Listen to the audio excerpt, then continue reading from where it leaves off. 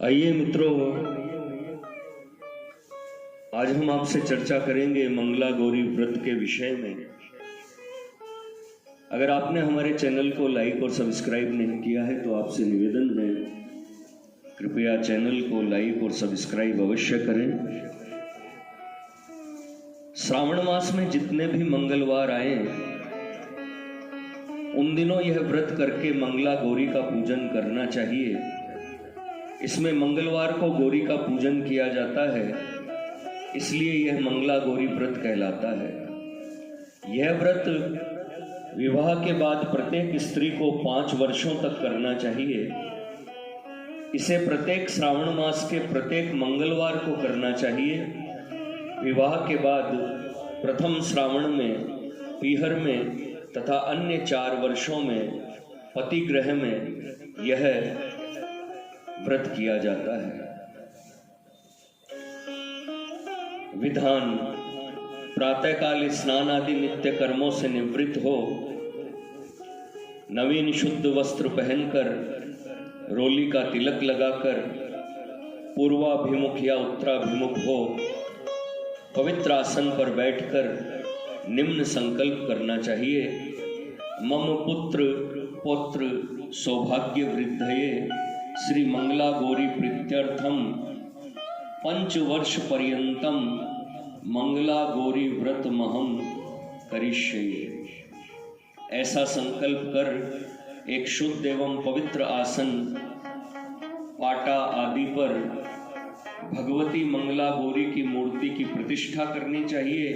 फिर उनके सम्मुख आटे से बना एक बड़ा सा 16 मुख वाला 16 बत्तियों से युक्त दीपक घृत पूरित कर प्रज्वलित करना चाहिए। इसके बाद पवित्रीकरण, स्वस्ति वाचन और गणेश पूजन करें तथा यथाशक्ति यथासंभव वरुण कलश स्थापन पूजन, नवग्रह पूजन तथा षोडश मातृका पूजन भी करने की विधि है। इसके बाद श्री मंगला गौर्ये नमः इस नाम मंत्र से मंगला गौरी का षोडशोपचार पूजन करना चाहिए।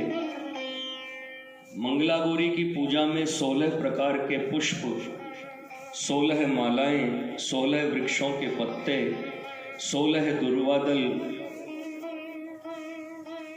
16 धतूरे के पत्ते, 16 प्रकार के अनाज तथा 16 पान, सुपारी, इलायची, जीरा और धनिया भी चढ़ाएं। मंगला गौरी के ध्यान का मंत्र इस प्रकार है: कुंकुमा गुरु लिप्तांगाम सर्वाभरण भूषिताम नीलकंठ प्रियाम गौरीम वंदे हम मंगलायाम।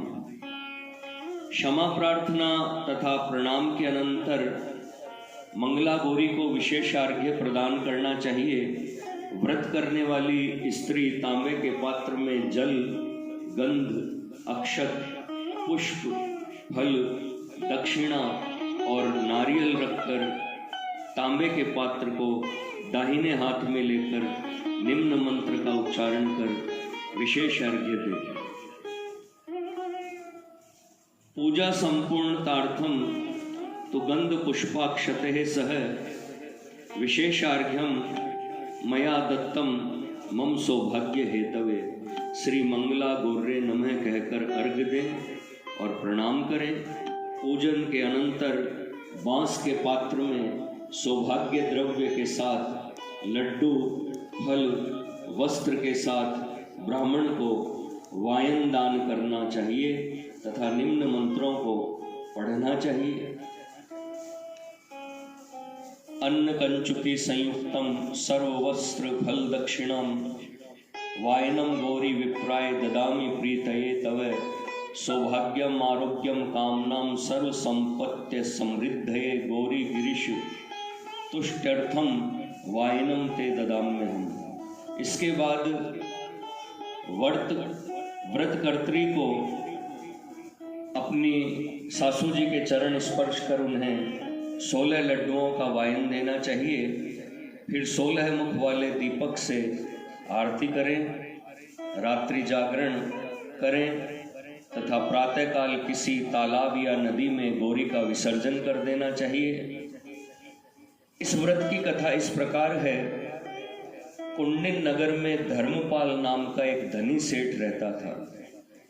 उसकी पत्नी सती, साध्वी एवं पतिव्रता थी, परंतु उनके कोई पुत्र नहीं था।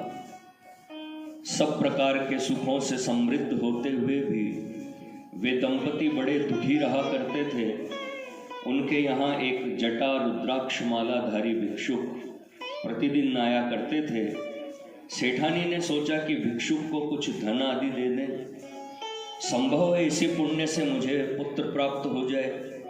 ऐसा विचार कर पति की सम्मति से सेठानी ने भिक्षुक की झोली में छिपाकर सोना डाल दिया, परंतु इसका परिणाम उल्टा ही हुआ।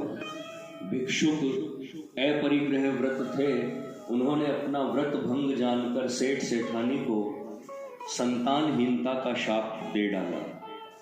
फिर बहुत अनुनय विनय करने से उन्हें गौरी की कृपा से एक अल्पायु पुत्र प्राप्त हुआ। उसे गणेश ने 16वें वर्ष में सर्पदंश का शाप दे दिया, परंतु उस बालक का विवाह ऐसी कन्या से हुआ जिसकी माता ने मंगला गौरी व्रत किया था। उस व्रत के प्रभाव से उत्पन्न कन्या विधवा नहीं हो सकती थी, अतः वह बालक शतायु हो गया। न तो उसे सांप ही डस सका और न ही यमदूत 16वें वर्ष में उसके प्राण ले जा सके। इसलिए यह व्रत प्रत्येक नवविवाहिता को करना चाहिए। काशी में इस व्रत को विशेष समारोह के साथ किया जाता है।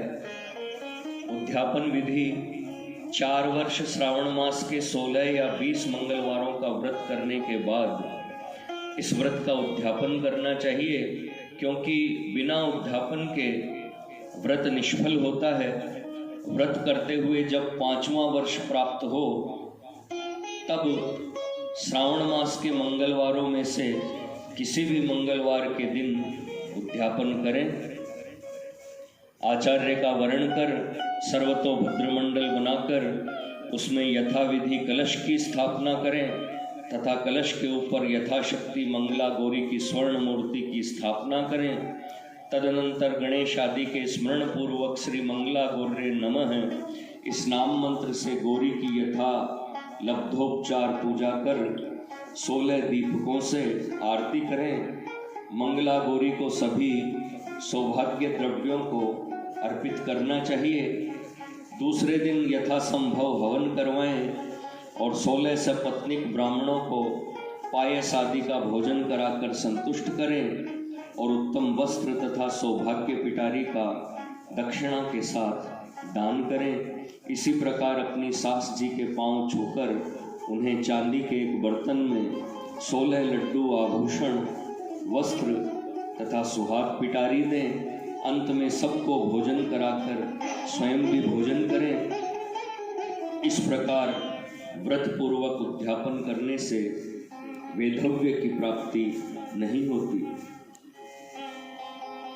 आजकल पूर्ण रूप से संपूर्ण विधि विधान का पालन आस्तिक परिवारों में भी प्राय कठिन होता जा रहा है। फिर भी उपलब्ध परिस्थितियों में यथासंभव प्रयत्न कर लेना चाहिए, जिससे कर्तव्य कर्म का लोप न हो जाए। मित्रों, यह थी मंगला गौरी व्रत की कथा। अगर आपको हमारा चैनल पसंद आए तो इसे लाइक और सब्सक्राइब अवश्य करें। धन्यवाद।